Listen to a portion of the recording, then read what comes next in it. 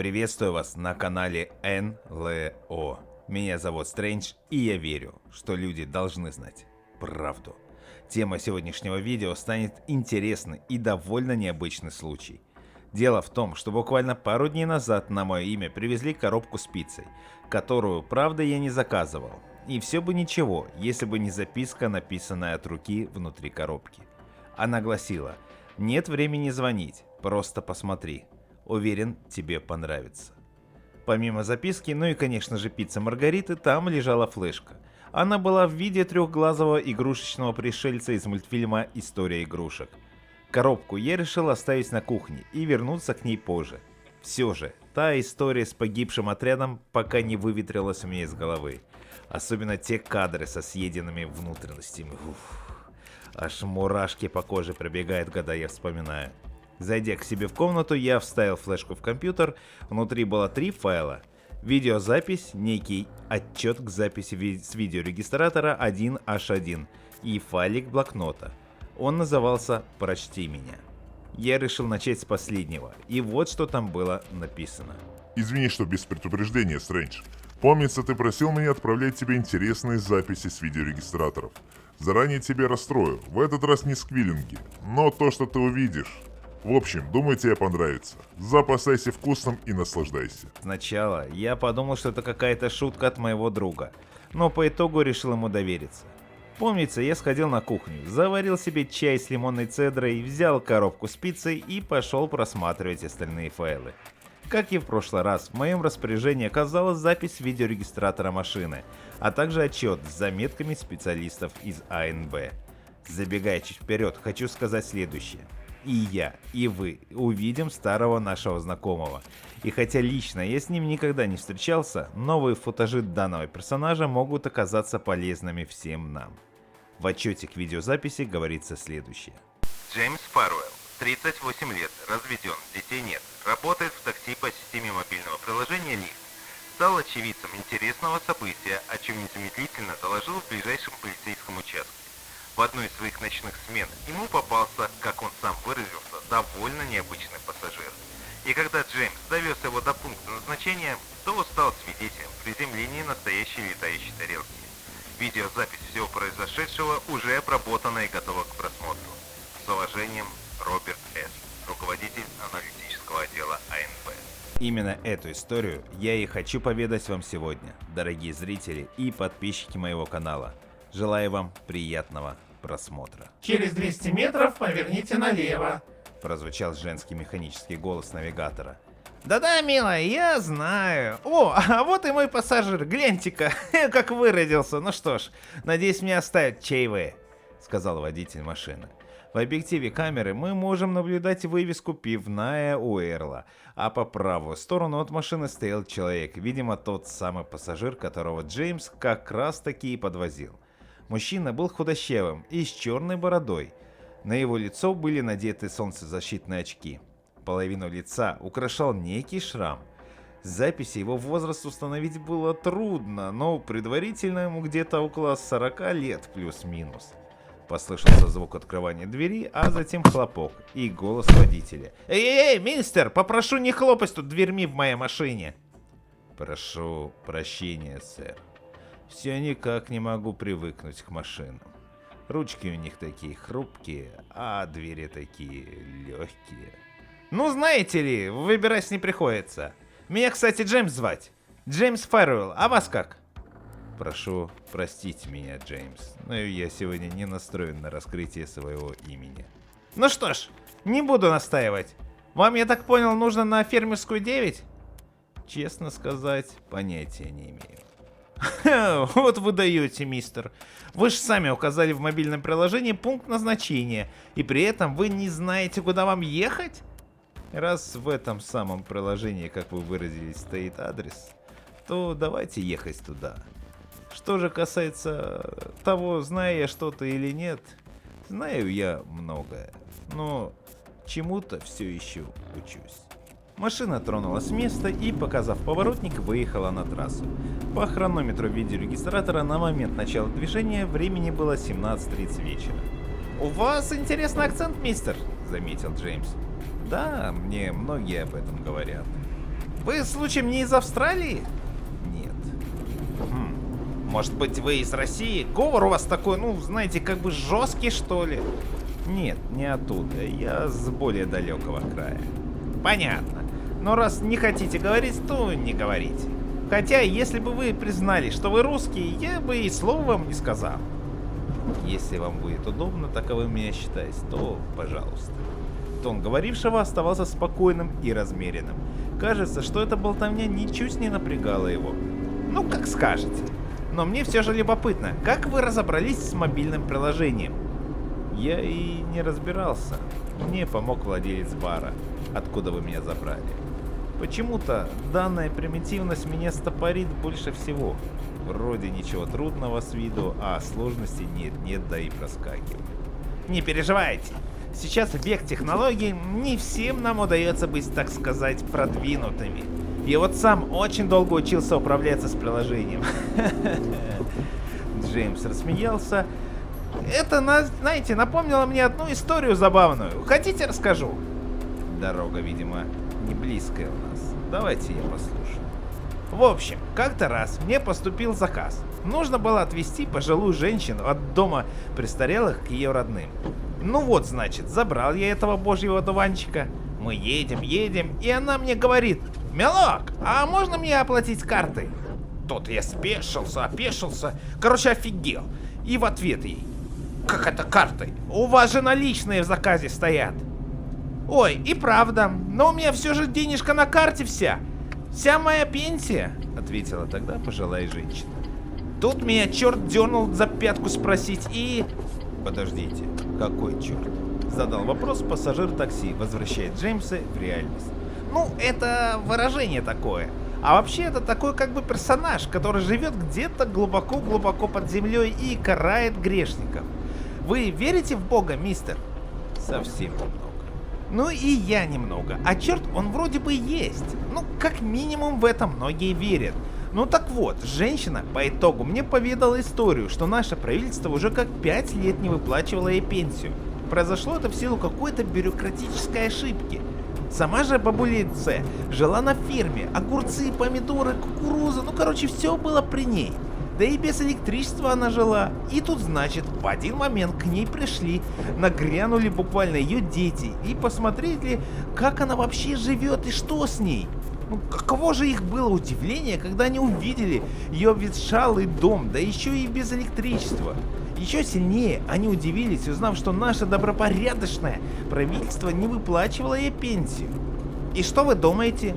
Они пошли в профсоюз пенсионеров. Те, в свою очередь, направили жалобы в пенсионный фонд. Оттуда ушла другая жалоба, и вуаля! Божьему одуванчику, то есть моей пассажирке, буквально через 2 дня выплатили $500 тысяч. Все до последнего пенни. Поэтому, когда я услышал ее историю, я сказал ей, что: «Бабуль, можете не платить мне за заказ, я вас просто так довезу к вашим детям». Так что, мистер, и такое бывает. Я же говорю, не всем нам суждено быть продвинутыми. Старшее поколение вон до сих пор осваивается со всеми этими гаджетами и технологиями. Для бабушки миссис Элеоны вообще стало открытием, что такси можно через телефон вызвать. Что ж, вы правы, мистер Джеймс. Действительно поучительная история по итогу получилась. В машине наступило молчание. Дорога продолжалась, и никто не нарушал тишину. Так было ровно до того момента, пока на записи не послышалось: «Через 1 километр круговое движение». «Это у вас кто разговаривает?» С явной заинтересованностью спросил пассажир. «А, это навигатор. Я ласково называл ее Милка, в честь моего любимого молочного шоколада. Вы, кстати, любите шоколад?» «Да. Почему-то ваш шоколад очень мне понравился. Бывает, что я ем его и только его». «Вы уж поосторожней с этим». «Это еще почему?» «Ну так, от сахарного диабета-то еще никто не застрахован». «Понял вас. Не переживайте, мне он не грозит. Скажем так, имею природный иммунитет». «А, да? Интересно, мне б вот так. Я бы тоже весь день сидел и трескал шоколад». Что вы бы делали, мистер Джеймс? Зачем вам его трескать? Ой, извините, это образно я выразился, трескать. Под этим я подразумевал, что я бы тоже целый день ел свой любимый шоколад. Будь у меня природный иммунитет, как у вас. Даже не сомневаюсь в этом, мистер Джеймс. Мне вот что еще любопытно.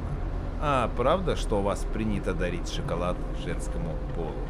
Конечно! Это считается очень хорошим подарком. Женщины вообще такие загадочные и интересные существа, я вам скажу. Мне порой кажется, что они внеземные. Что вы имеете в виду?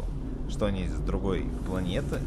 Ну, это я снова образно. Я к тому, что порой они так... Ну, минутку. Круговое движение. Машина плавно остановилась перед знаком «Уступи дорогу», а затем заехала на кольцо и на первом повороте свернула направо. «Извините, я просто на кольцах стараюсь быть всегда сосредоточенным. Ну так вот», — продолжил Джеймс. «Женщины порой живут в разных мировоззрениях, отличающихся от тех, что имеют мужчины. Ну вот, например, им очень важно, чтобы им говорили комплименты, но еще важнее, чтобы совершали достойные поступки. А вы когда-нибудь совершали какие-то поступки ради своей женщины?» «Да, было дело. И хотя мой брак это не спасло, все равно, я однажды вломил боссу моей жены за то, что он при мне пытался ее нахально поцеловать. Жена, правда, все равно ушла, потому что ее раздражала моя мужественность. Ну и что, я некоторые проблемы решал силовым путем. Что с этого?»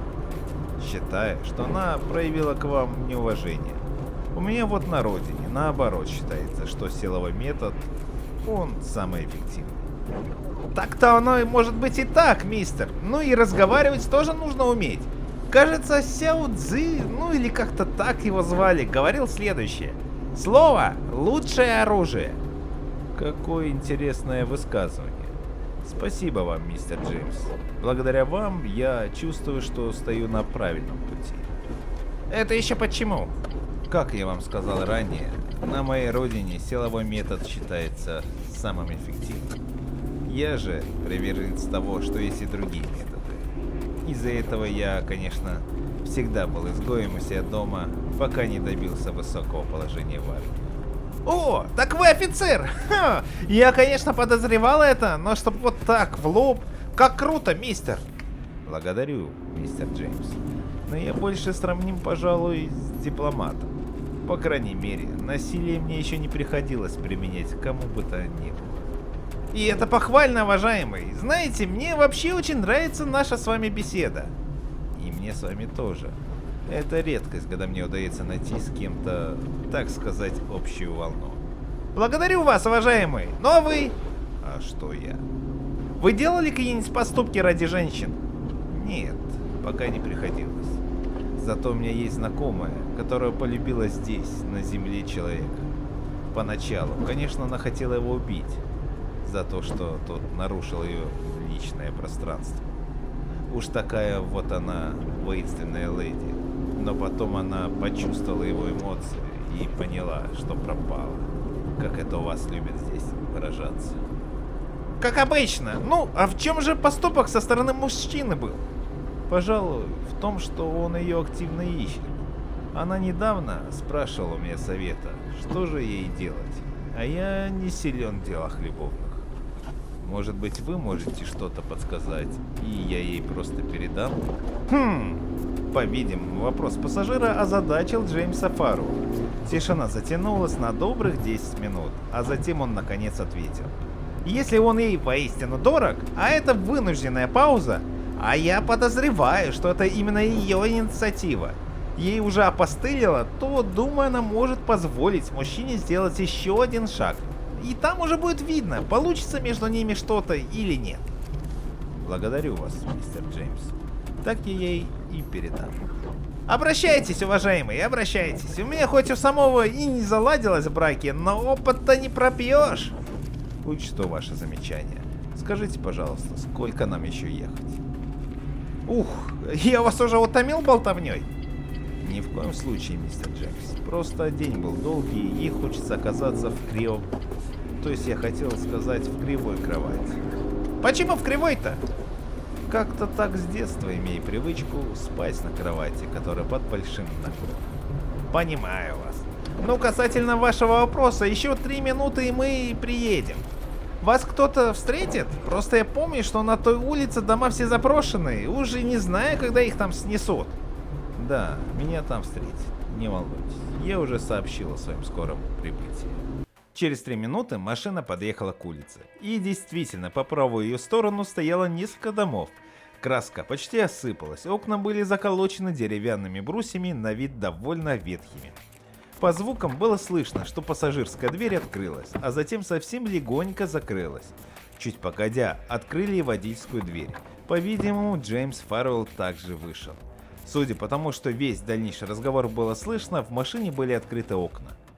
Сколько я вам должен, мистер Джеймс? С вас $15, уважаемый. Так мало?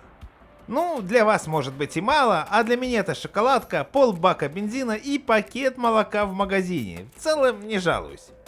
Ну что ж, держите. И неизвестно протянул банкноту человеку напротив. $500? Подождите, скажу за сдачей. Не стоит. Можете забрать сдачу себе. Вы очень комфортно вели транспорт, и мне было приятно с вами побеседовать. Тогда низкий вам поклон, уважаемый, сказал Джеймс и впрямь поклонился. Через минуту послышался очень интересный странный гул. Так, знаете, как будто если бы работала морозильная установка непосредственно перед микрофоном камеры. Посреди дороги материализовалась будто бы из ниоткуда настоящая летающая тарелка. От нее исходил тот самый гул. Более того, она светилась зеленоватым цветом. Перекрикивая гул, неизвестный сказал: «Пожалуй, я скажу вам свое имя. Меня зовут Артур. И не переживайте, мистер Джеймс Фаррелл, мы вас не тронем. Кто знает, быть может, мы с вами еще встретимся». Джеймс ничего не ответил. По всей видимости, он находился в состоянии шока. Человек, назвавшийся Артуром, направился к тарелке. Он встал прямо под ней, и луч света из-под нее как будто бы всосал его внутрь. А затем тарелка поднялась в воздух и начала быстро улетать. Еще через 2 секунды она активировала свою маскировку и совсем пропала из виду. «Святые печеньки!» Очень громко выругался Джеймс Фаррелл и облокотился на капот машины. Он тут же достал из кармана пачку сигарет и коробок спичек и долго чиркал ими, чтобы зажечь курево. У него это получилось лишь спустя 3 спички. Дальше я смотреть не стал. Видимо, Джеймс просто сел в машину и поехал в ближайший полицейский участок. В общем, ничего такого, о чем бы я не знал. Артур. А ведь это имя уже проскакивало где-то. Но где? Я начал рыться в своих файлах, пока не обнаружил секретный доклад ЦРУ об неком Джонни Луисе. Благо, у меня в комнате на стене висит доска. И мне понадобилось 3 кнопки с оранжевыми и одной красной веревочками. В центре доски я поместил примерный образ Артура и подвел 2 веревочки к нему от тех файлов, что у меня сейчас имеется на руках. А 3-ю красную я провел от письма Николаса Кандинского о его закадычной подруге. Что-то мне подсказывает, что она как-то связана с этим странным Артуром. Дипломат, значит. Ну что ж, хорошо, что так. Подумал я тогда, доедая последний кусочек пиццы. И что-то мне подсказывает, что этот самый Артур еще засветится где-то. Таким образом, дорогие зрители и подписчики моего канала, у нас с вами назрела не менее важная тайна. Кто такой Артур и какие интересы у него на Земле на самом деле? Давайте пообсуждаем в комментариях. И помните, люди должны знать правду.